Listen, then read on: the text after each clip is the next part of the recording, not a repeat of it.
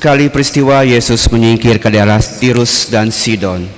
Lalu datanglah seorang perempuan Kanaan dari daerah itu dan berseru, "Kasihanilah aku ya Tuhan, putra Daud, karena anakku perempuan kerasukan setan dan sangat menderita." Tetapi Yesus sama sekali tidak menjawab. Lalu para murid datang dan meminta kepada Yesus, "Suruhlah ia pergi, sebab ia mengikuti kita sambil berteriak-teriak." Jawab Yesus, "Aku diutus hanya kepada domba-domba yang hilang dari umat Israel."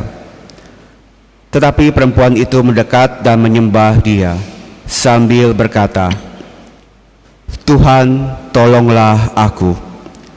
Yesus menjawab, "Tidak patut mengambil roti yang disediakan bagi anak-anak dan melemparkannya kepada anjing."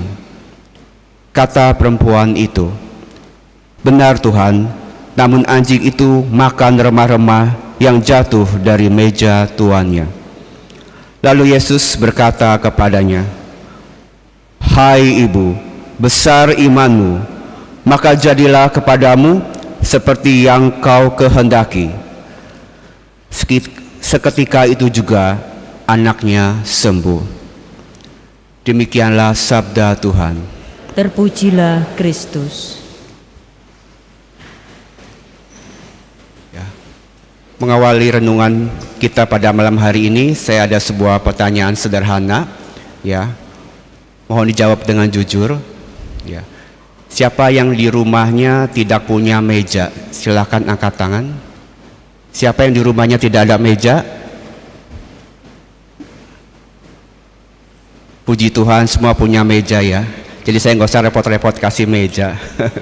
Ya, bercanda. Ya, saya yakin kalau ada survei tentang alat-alat rumah tangga, tentu meja adalah menjadi hal yang nomor satu, prioritas nomor satu. Karena di setiap rumah pasti ada meja, entah itu meja belajar, meja untuk kerja, dan tentu yang utama adalah meja makan, ya. Jadi meja adalah sangat penting. Seperti di rumah makan pasti ada meja, di sekolah juga pasti ada meja, dan di gereja kita di altar juga ada meja, yaitu ada dua macam meja. Meja apa saja? Yaitu meja perjamuan, tempat tubuh dan darah Yesus dikurbankan, dan meja tempat saya berdiri ini yaitu meja sabda. Jadi di gereja ini ada dua, meja sabda dan meja perjamuan. Mengapa saya mengangkat tema tentang meja? Ya, tadi kita dengar dalam bacaan Injil hari ini, di dalam percakapan antara Yesus dengan perempuan Kanaan, si perempuan Kanaan ini menjawab, "Benar Tuhan, namun anjing itu makan remah-remah yang jatuh dari meja tuannya." Meja di sini kalau boleh kita asosiasikan, meja di sini menunjuk pada meja sabda dan meja perjamuan, di mana kita sebagai seluruh umat Katolik ini harus mendekat kepada meja itu, meja sabda dan meja perjamuan. Tapi pertanyaannya sekarang adalah, mengapa Yesus ini menyebut wanita Kanaan ini sebagai anjing? Ya, tentu ini sebuah kalimat yang kata-kata yang kasar kalau boleh kita lihat, tapi di balik semua ini ada makna yang ingin Tuhan Yesus sampaikan. Tuhan Yesus ingin menguji iman dari wanita ini. Jadi Yesus berkata demikian, pertama karena Yesus ingin menguji iman wanita Kanaan ini, seberapa tuluskah atau seberapa besarkah keinginannya ini dia sampaikan kepada Tuhan. Dan yang kedua, mengapa anjing? Karena ingin membedakan antara anak-anak Tuhan, di sini katakan anak-anak dan anjing. Anak-anak di sini tentu adalah umat Israel, umat pilihan Allah. Dan anjing ini melambangkan hal yang najis, dan wanita Kanaan ini diasosiasikan atau digolongkan sebagai kelompok dari anjing karena pada waktu itu daerah Kanaan atau dari Tirus dan Sidon ini, mereka ini tergolong dari umat non-Yahudi, dan mereka adalah masuk dalam golongan bangsa kafir yang tidak mengenal Tuhan.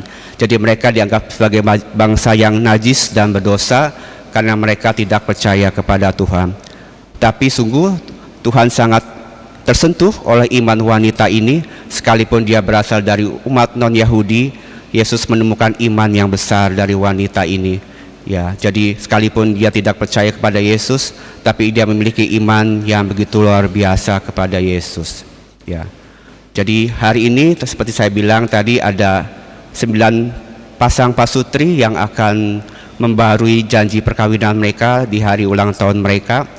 Tentu kalau kita tanya kepada mereka dan semua orang yang menikah, tentu tantangan yang terbesar dalam keluarga adalah bagaimana menyiapkan meja pendidikan, meja belajar untuk anak-anak. Ya, pendidikan itu mahal, dan juga bagaimana menyediakan makanan yang cukup di meja makan. Itulah tantangannya terbesar dalam keluarga, saya yakin, dan semua keluarga, bahwa bagaimana anak-anak ini dapat belajar dengan baik dan juga bagaimana dengan makan dengan baik. Jadi, tapi tentu sebagai orang Katolik kita ini harus punya iman, sekalipun tantangannya besar, menyediakan pendidikan dan memberikan makanan yang layak di meja makan bukanlah hal yang mudah. Tapi kita mau belajar dari wanita Kanaan ini yang punya iman. Sekalipun Tuhan tampaknya tidak mendengarkan doa kita, tapi Dia tidak marah. Ya, jadi satu hal yang tidak boleh kita lupa, ketika ada masalah dalam hidup kita, entah sebagai berkeluarga, atau sebagai single, atau sebagai anak-anak, ketika doa kita tidak dikabulkan, kita ini tidak boleh marah. Kita harus belajar seperti wanita Kanaan ini yang begitu sabar, begitu percaya kepada Yesus, sekalipun Yesus berkata sesuatu hal yang tidak menyenangkan, tapi Dia tidak marah. Jadi undangannya pada kita saat ini, mari kita mau belajar seperti wanita Kanaan ini yang selalu berdoa kepada Tuhan, berserah kepada Tuhan. Masalah boleh ada, tapi kita diundang untuk percaya dan tidak marah. Biarlah hati kita ini boleh terus menyembah kepada Tuhan, karena hati yang menyembah, hati yang penuh kerendahan hati, itulah yang berkenan pada Tuhan.